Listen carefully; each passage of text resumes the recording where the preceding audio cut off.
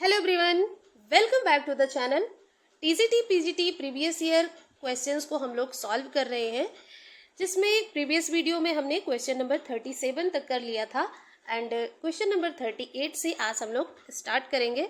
तो चलिए क्वेश्चन पे चलते हैं। क्वेश्चन नंबर 38 है, which of these poems by Shelley is written in blank verse? The triumph of life, Hellas, the Cenci, the written of Atlas. तो इनमें से कौन सी पोयम है जिसको पीबी सैले ने ब्लैंक वर्स में लिखा है? तो द ट्रम्फ ऑफ लाइफ जो है ये टेरजा राइमा में लिखी गई है। टेरजा राइमा। Clear friends? हेलस की बात करें तो ये एक लिरिकल ड्रामा है। Lyrical drama. द सेंसी ये ब्लैंक वर्स में लिखी गई है, मैं शॉर्ट फॉर्म में लिख दे रही हूँ क्योंकि यहाँ पे जगह कम है। ब्लैंक वर्स में लिखी गई है, बट ये पोयम नहीं है बल्कि एक ड्रामा है। तो बात यहाँ पोयम की जा रही है। पोयम पूछ रहा है कि कौन सी पोयम है जो ब्लैंक वर्स में लिखी गई है। Option D will be right answer for this question, the witch of Atlas. The witch of Atlas जो है ये एक पोयम है और ब्लैंक वर्स में लिखी गई है। The witch of Atlas is written in 78 ottava rima. Ottava rima, यहाँ पे जगह नहीं है। 78 ottava Raima.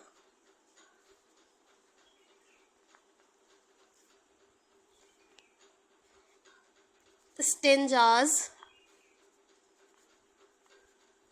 in blank verse.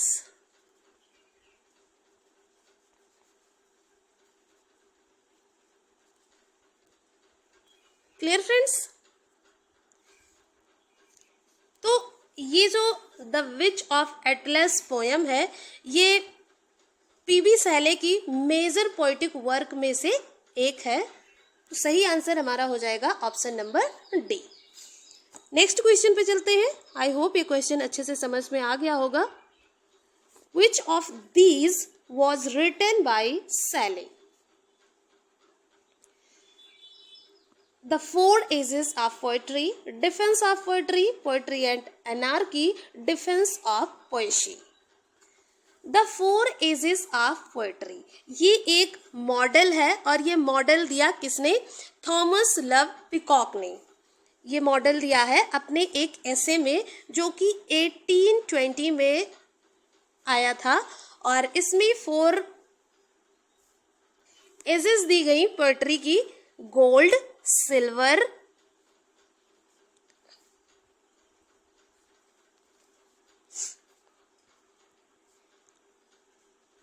Iron and bronze.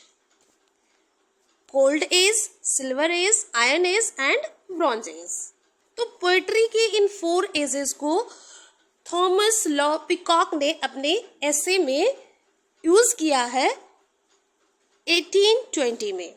Defence of poetry जो कि इस क्वेश्चन का सही आंसर होगा इन चारों में से ऑप्शन बी जो है, यानी डिफेंस ऑफ पोएट्री, ये लिखी गई है पीबी सैले के द्वारा।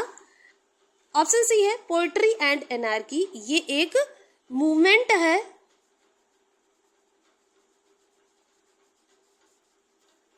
डिफेंस ऑफ पोएट्री ये फिलिप सिडनी की रचना है, यानी ये फिलिप सिडनी के द्वारा लिखा गया है। फिलिप सिडनी, यहाँ पे जगह कम है तो सही आंसर होगा option number B, defence of poetry, written by PB Shelley. Next question है, Prometheus unbound is a poetic drama, verse play, lyrical drama, dramatic satire. तो प्रोमेथियस अनबाउंड जो है ये एक लिरिकल ड्रामा है, यानी कि ऑप्शन नंबर सी जो होगा वो सही आंसर हो जाएगा। 1820 written by P.B. Shelley।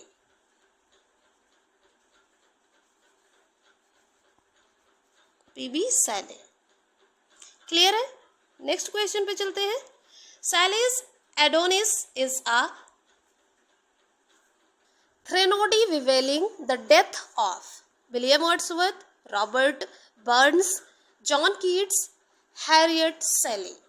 तो एडोनिस जो कि एक एलिजी है, एलिजी ये लिखी गई the death of the poet John Keats.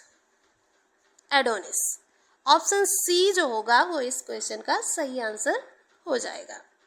Next question पे चलते हैं। In which book of Charles Dickens we find the character called miss Pross? Little Dorrit, a tale of two cities, Oliver Twist, great expectations. Charles Dickens की किस poem में miss pros का character देखने को मिलता है? Little Dorrit, a tale of two cities, Oliver Twist, great expectations. तो इसका सही आंसर हो जाएगा option number B, a tale of two cities, जो कि एक ड्रामा है। A tale of two cities ये एक ड्रामा है, ड्रामा। और इसमें ये जो कैरेक्टर देखने को मिलता है मिस प्रोज का, ये जो है लूसी मैनेट्स की एक नॉनसेंस गवर्नेंस होती है, एंड इसके साथ साथ वो इसकी फ्रेंड भी रहती है। तो ऑप्शन बी जो होगा वो सही आंसर हो जाएगा इस क्वेश्चन का। नेक्स्ट है, a well known English writer wrote for the Morning Chronicle under the pseudonym of Boz, who was he? तो इंग्लिश राइटर में किनको जाना जाता है जिन्होंने मॉर्निंग क्रॉनिकल वर्क जो रहा है उनका, उसमें बोज जो सूडोनिम है उसको यूज किया है? वो कौन थे, कौन से राइटर थे जिनकी जो वर्क है मॉर्निंग क्रॉनिकल, इस वर्क को उन्होंने अपने सूडोनिम बोज से पब्लिश किया था? तो उस राइटर का नाम बताना है। थॉमस ग्रे, जॉक्स Cary, Charles Dickens, Henry James. Charles Dickens सही आंसर हो जाएगा ऑप्शन नंबर सी। तो चार्ल्स डिकेंस ने मॉर्निंग क्रॉनिकल्स में अपना सूडोनेम यूज किया Boz. Clear friends? I hope सभी क्वेश्चंस अच्छे से समझ में आ रहे होंगे। हम नेक्स्ट क्वेश्चन पे मूव करते हैं। क्वेश्चन नंबर 45 है, which of this own books did Charles Dickens consider to be his best work? Nicholas, Nickleby, Pickwick Papers, David Copperfield, Oliver Twist। तो इन चार ऑप्शंस में से कौन सा ऑप्शन सही होगा, यानी कि किस वर्क को अपना बेस्ट वर्क मानते हैं चार्ल्स डिकेंस? तो डेविड कॉपरफील्ड इसका सही आंसर हो जाएगा, डेविड कॉपरफील्ड। 1849। तो ये वर्क 1849 में आया था, डेविड कॉपरफील्ड, और इसी बुक को जो है चार्ल्स डिकेंस अपना जो है बेस्ट वर्क मानते हैं। नेक्स्ट क्वेश्चन है, Charles Dickens' marriage was not very successful. When Dickens was middle-aged, his name was linked with a actress, a girl 25 years younger than him. What was her name? क्या नाम था उस girl का? Maria Beadnell, Georgina Hogarth, Ellen Turner, Mary Hogarth. तो उस girl का नाम था Ellen Ternan. Option number C will be right answer. Next question है Matthew Arnold's Sohrab and Rustam is taken from a story from Akbarnama, Rubaiyat of Omar Khayyam, Arabian Nights, Shahnameh, यानी कि शाहनामा। तो Matthew Arnold की जो Sohrab and Rustam story है ये ली गई है शाहनामा से। शाहनामा जो कि पार्सियन पोएट फिरदौसी की रचना है।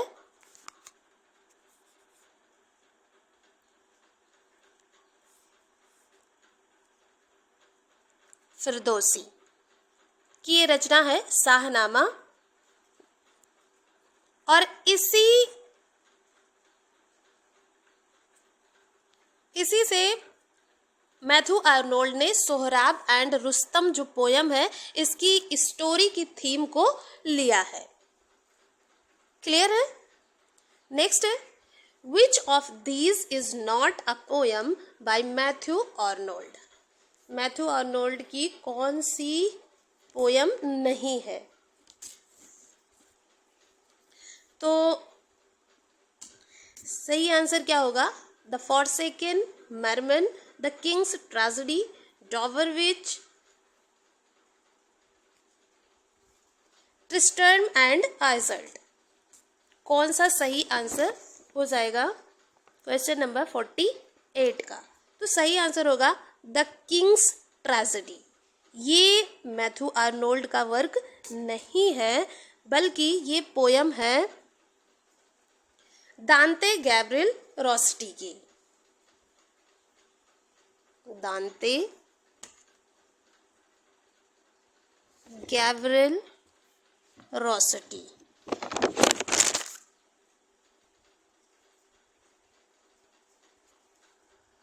बाकी की तीनों जो है वो मैथ्यू आर्नोल्ड की ही पोयम है।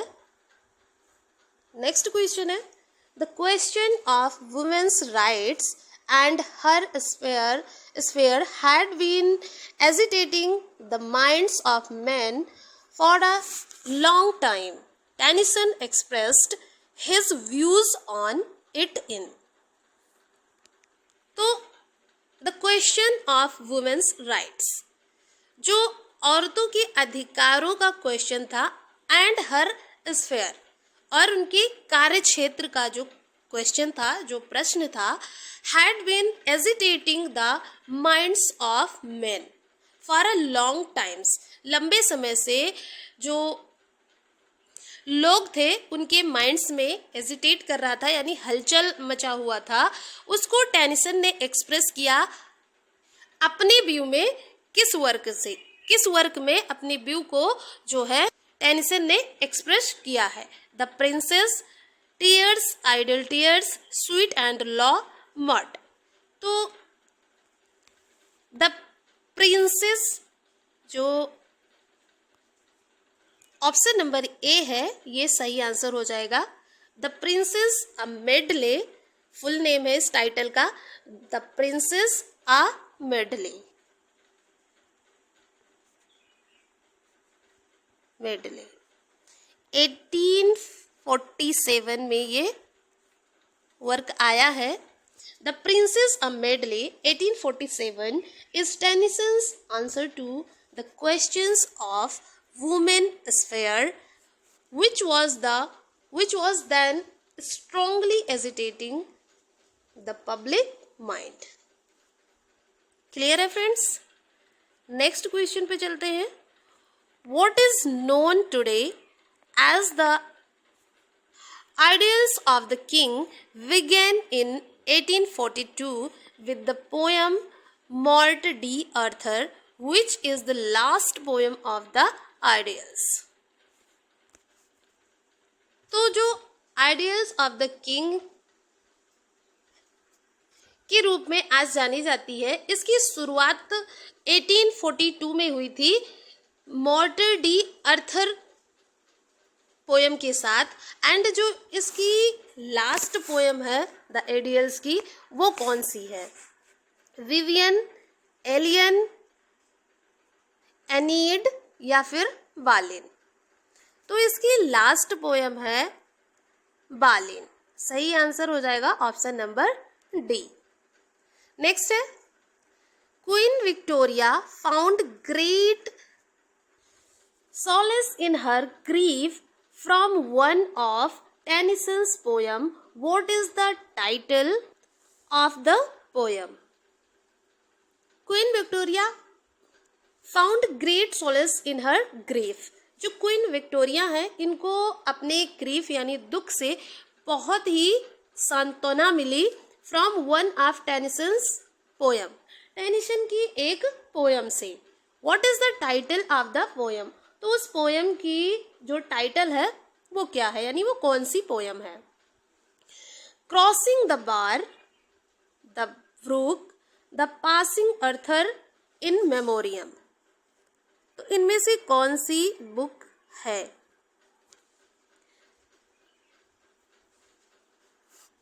In memoriam.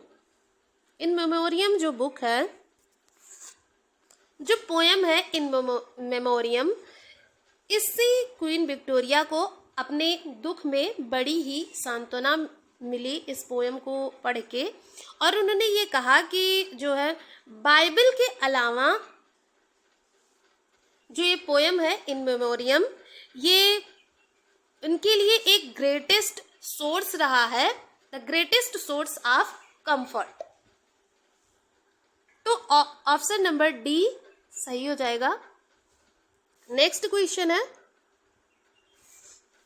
When did the last poem of the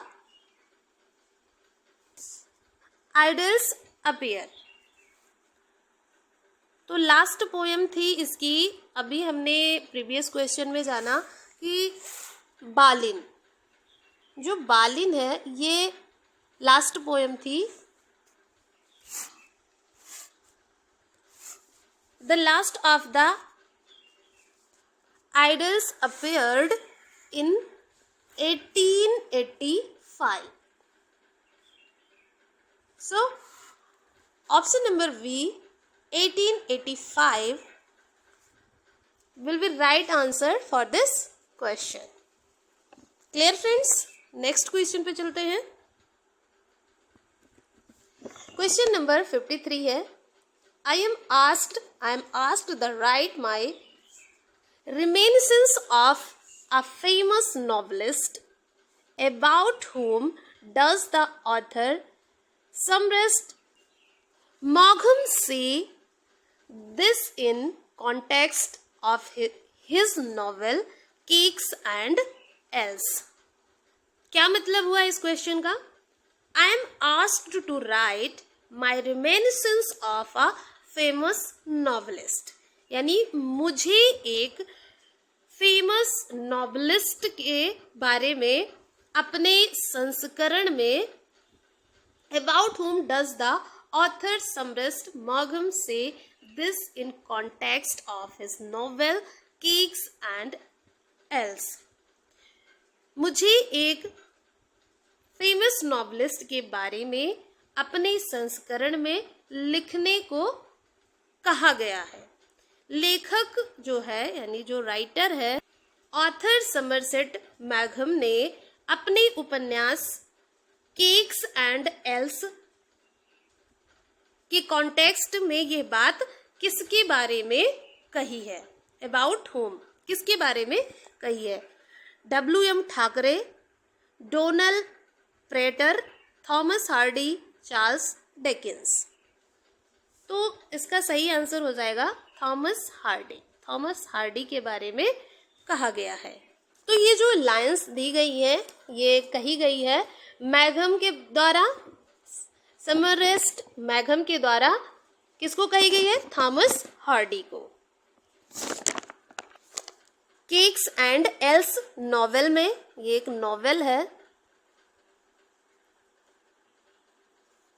ये नॉवेल आया 1930 में।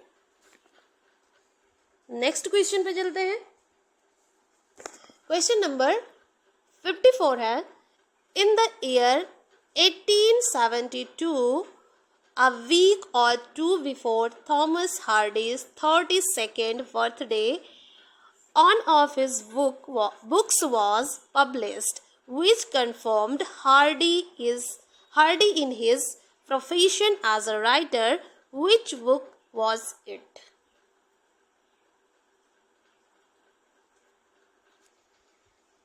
In the year 1872 में जो है थॉमस हार्डी का 32nd यानी कि 32nd बर्थडे था।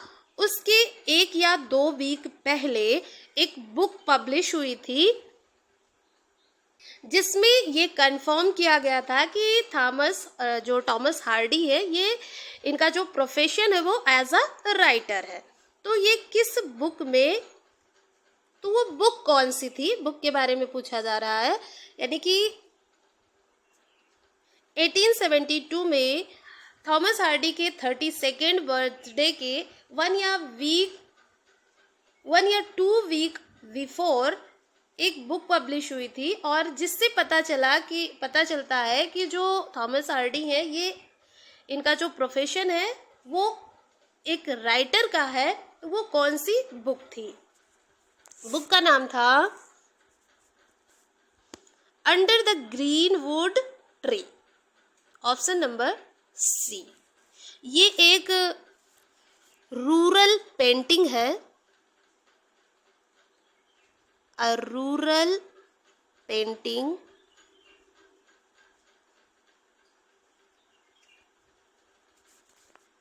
क्लियर। नेक्स्ट क्वेश्चन पे चलते हैं।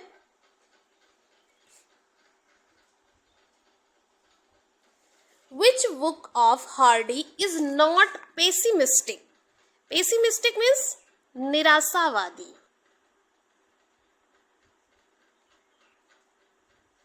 निराशावादी।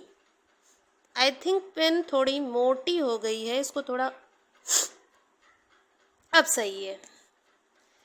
तो थॉमस हार्डी की कौन सी बुक है जो कि पेसिमिस्टिक नहीं है, निराशावादी नहीं है? A pair of blue eyes, option number ए जो होगा वो बिल्कुल सही हो जाएगा। ये 1873 में आया था ये वर्क और ये एक पेस्टोरल रोमांस है, a pair of blue eyes. बाकी ये तीनों जो B, C and D option है, ये तीनों ही ट्रैजिक या पेसिमिस्टिक हैं और ऑप्शन नंबर ए जो है ये एक पेस्टोरल रोमांस है, ये पेसिमिस्टिक नहीं है। तो ऑप्शन नंबर ए सही आंसर हो जाएगा। नेक्स्ट क्वेश्चन है, Thomas Hardy's novel Under the Greenwood Trees is also known by another name. Which of the four below is it? The Greenwood Tree is also known by another name. तो दूसरे कौन से नाम से जाना जाता है ये work? The Mellstock choir, option number C. Clear है फ्रेंड्स? नेक्स्ट क्वेश्चन पे चलते हैं। Which of the following Eliot's characters is different from the rest? तो इनमें से किस वर्क में एलियट, जो टी.एस. एलियट है, उनका कैरेक्टर डिफरेंट दिखता है बाकी सबसे? The Alfred Prufrock. The Alfred Prufrock ये जो पोयम है टी.एस. एलियट की, ये एक पोयम है। इसमें टी.एस. एलियट का अलग यानी कि डिफरेंट कैरेक्टर देखने को मिलता है बाकी अदर जो पोयम्स हैं उनमें से। नेक्स्ट क्वेश्चन पे चलते हैं। Question number 58, criticism must always profess an end in view. Its function is to promote the understanding and enjoyment of literature. Who said this? Criticism must always profess an end in view. जो criticism यानी कि आलोचना है उसको हमेशा एक लक्ष्य को ध्यान में रखना चाहिए। Its function is to promote the understanding and enjoyment of literature. इसका जो फंक्शन है यानी कार्य साहित्य की समझ और एंजॉयमेंट को प्रमोट करना यानी बढ़ावा देना है। ये कथन किसका है? Who said this? किसने कहा? T S. Eliot, Matthew Arnold, doctor Johnson, John Keats. Option number A, T S. Elliott.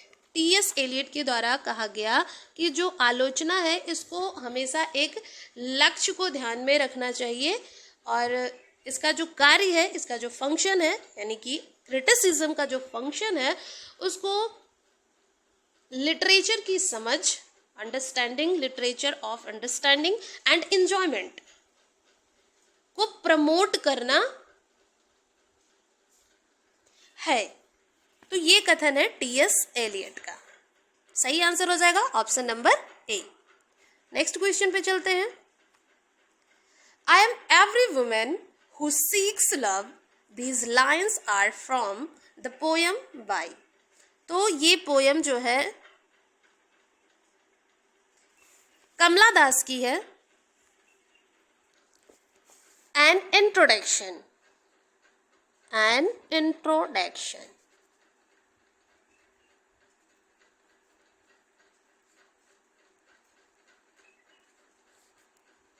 ये जो लाइन्स दी गई है, I am every woman who seeks love, ये लाइन ली गई है एंड इंट्रोडक्शन जो पोएम है कमला दास की, वहां से। तो ऑप्शन नंबर डी जो होगा वो सही आंसर हो जाएगा। नेक्स्ट है, which of these is not a novel by Mulk Raj Anand. इनमें से कौन सा नॉवेल मुल्कराज आनंद का नहीं है? अक्रॉस द ब्लैक वाटर्स बिल्कुल है, सही है ये। द अनटचेबल ये भी है, कुली, तीनों की तीनों है। Option number D, heat and dust, ये इनके एम.आर. आनंद यानी मुल्कराज आनंद का वर्क नहीं है, यानी नॉवेल नहीं है इनका। अक्रॉस द ब्लैक वाटर्स ये 1940 में आया था। अनटचेबल की बात करें तो 1935, ये बहुत ही फेमस नॉवेल है मुल्कराज आनंद का, 1935 में ये आया था। और कुली 1936 में। एंड ये जो हीट एंड डस्ट है ये मुल्कराज आनंद का वर्क नहीं है, ये आया था 1975 में, written by R.V. Jhabvala, R.P. Jhabvala. Clear है फ्रेंड्स? नेक्स्ट क्वेश्चन पे चलते हैं। What does Mulk Raj Anand satirises in Coolie? Industrialisation, nationalism, exploitation of the poor people, Indian imitation English society and its consequences.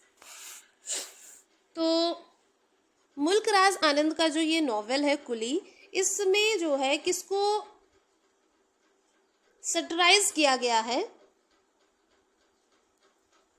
Exploitation of the poor people. जो exploitation of the poor people है, इस पर व्यंग्यात्मक किया गया है इस नॉवेल में मुल्कराज आनंद के द्वारा। तो कुली is a novel by Mulkraz Anand, published in 1936. The book is highly critical of British rules in India and India's caste system. And ये जो स्टोरी है ये शुरू होती है 14 years old, एक जो है 14 years old का लड़का होता है Monu. and his plight due to poverty and exploitations added by the social and political structures in place. Next question पे चलते हैं. In which of his poem did Nazim Ezekiel talk about love and sex? तो वो poem है 69 poems. यहाँ पे 9 होना चाहिए. 69 poems. Option number C.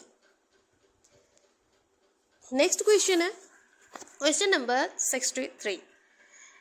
His poetry comes out of his reactions to his environment, and he juxtaposes old and new by selling present superstition against modern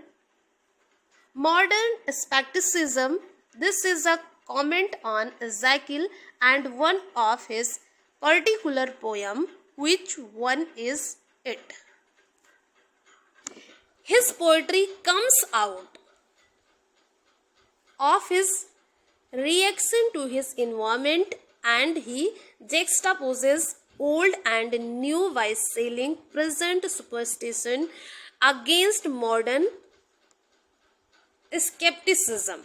यानी कि जो his poetry, उनकी जो कविता है, उनके his environment के प्रति जो उनकी प्रतिक्रियाओं से निकलती है, और वे आधुनिक संशयवाद जेक्स्टापोजेस के विरुद्ध सेलिंग प्रेजेंट सुपरस्टिशन यानी अंधविश्वास को बेचकर पुरानी और नए को एक साथ जोड़ते हैं. उनकी कविता जिनके इन्वायरमेंट के प्रति उनकी प्रतिक्रियाओं से निकलती है, और वे आधुनिक जेक्स्टापोजेस के विरुद्ध अंधविश्वास को बेचकर ओल्ड एंड न्यू को एक साथ जोड़ते हैं. ये जो इज़ेकियल और उनकी एक जो पर्टिकुलर पोयम है, उस पर ये जो कमेंट है, वो कौन सी पोयम है, यानी कौन सी पोयम है जिसपे ये कमेंट की गई है? द हिल ऑफ देवी, मामाजी, the untouchable, night of the scorpion. तो इसका सही आंसर होगा option number A, the hill of Devi. Next है 1914 first world war begins and Robert Frost publishes his work. Which one is it? 1914 में जब world war first start होता है, उस समय रॉबर्ट फ्रॉस्ट जो है, इन्होंने अपना एक वर्क पब्लिश किया. वो कौन सा वर्क है? नॉर्थ ऑफ बॉस्टन जो है, ये 1914 में पब्लिश हुआ था. ये एक पोएट्री कलेक्शन है, एंड इसमें जो पोएम्स हैं उनमें शॉर्ट ड्रामास एंड डायलॉग्स हैं. क्लियर है फ्रेंड्स? नेक्स्ट क्वेश्चन पे चलते हैं. Which of the poem expresses Frost's statement that a poem begins in delight and ends in wisdom. Robert Frost का ये जो स्टेटमेंट है, a poem begins in delight and ends in wisdom, जो कविता है ये एक डिलाइट से यानी आनंद से स्टार्ट होती है, शुरू होती है, एंड ज्ञान में खत्म होती है, एंड इन विजडम. ये कथन है रॉबर्ट फ्रॉस्ट का. और किस पोयम में रॉबर्ट फ्रॉस्ट ने ऐसा कहा है? Home burial, the hill wife, an old man's winter night, stopping by woods on a snowy evening. तो यही सही आंसर हो जाएगा ऑप्शन नंबर डी. ये जो पोयम है stopping by woods on a snowy evening, ये 1922 में आई थी एंड पब्लिश हुई 1923 में। लिखी गई 1922 में एंड पब्लिश हुई 1923 में in his new Hampshire volume. New Hampshire volume में ये 1923 में पब्लिश हुई थी और ये लिखी गई आयम्बिक टेट्रामीटर में।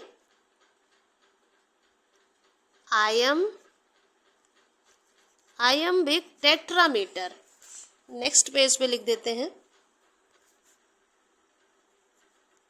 Iambic tetrameter.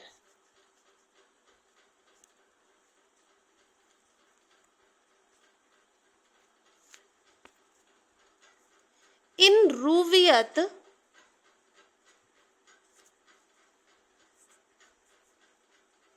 Stanzas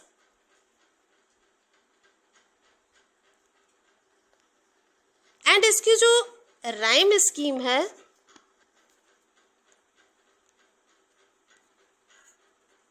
rhyme scheme is A B A B B C B C C D C and D T E D. ये राइमिंग स्कीम है और ये iambic tetrameter in Rubaiyat stanza में लिखा गया rhyme scheme है। A B B B C C D D E D. Next question है which one of these is not a poem by Walt Whitman. Walt Whitman की कौन सी poem नहीं है? Leaves of grass जो कि है, when lilac last in doer yard bloomed, ये भी वॉल्ट विटमैन की पोएम है। डिस्टेंट लाइकनेस ये नहीं है। सॉन्ग ऑफ माई सेल्फ ये भी है, तो ऑप्शन सी सही आंसर हो जाएगा। डिस्टेंस लाइकनेस ये व्हाइट विटमैन की पोएम नहीं है। ये पोएम आई थी 1973 में, written by Paul Bailey, BAILEY। Next question है, फटाफट से हम क्वेश्चंस को कंप्लीट करते हैं।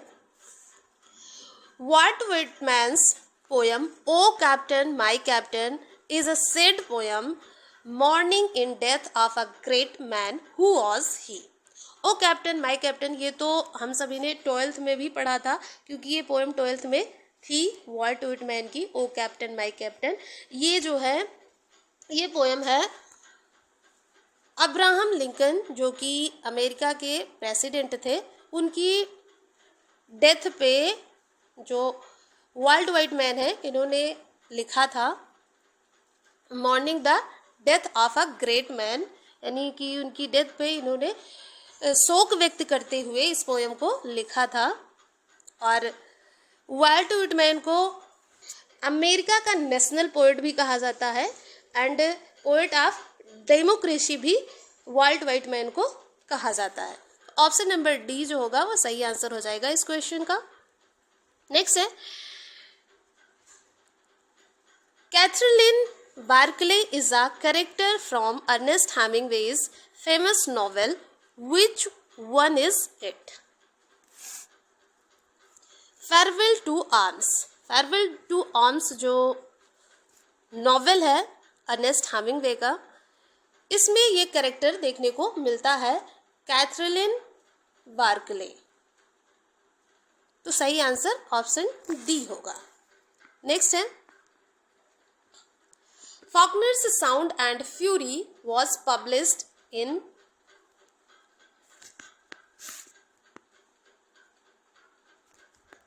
1929।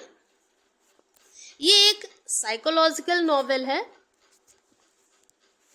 और it was Faulkner's 4th novel and published in 1929।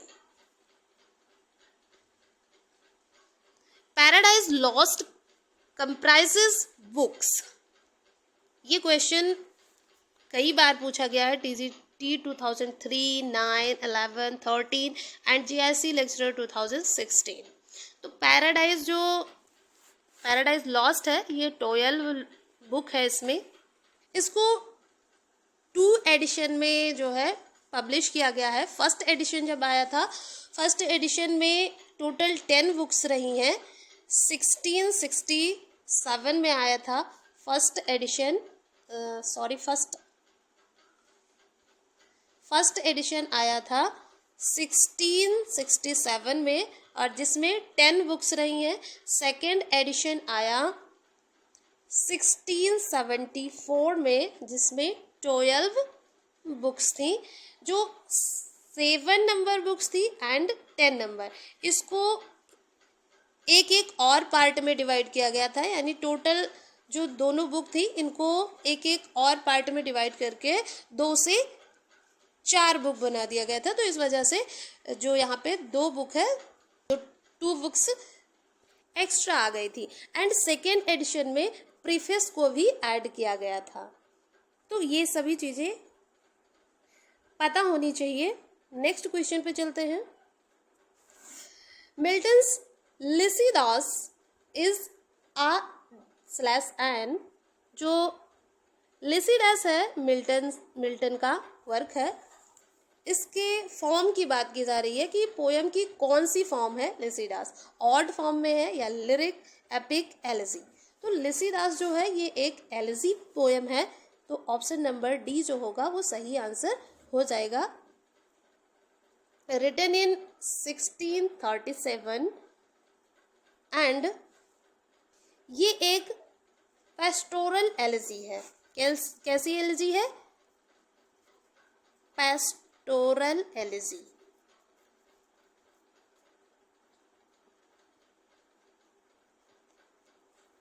Next question है, whom does Milton accuse in Paradise Lost as the sons of Belial, Fionn with Isolance and Wine?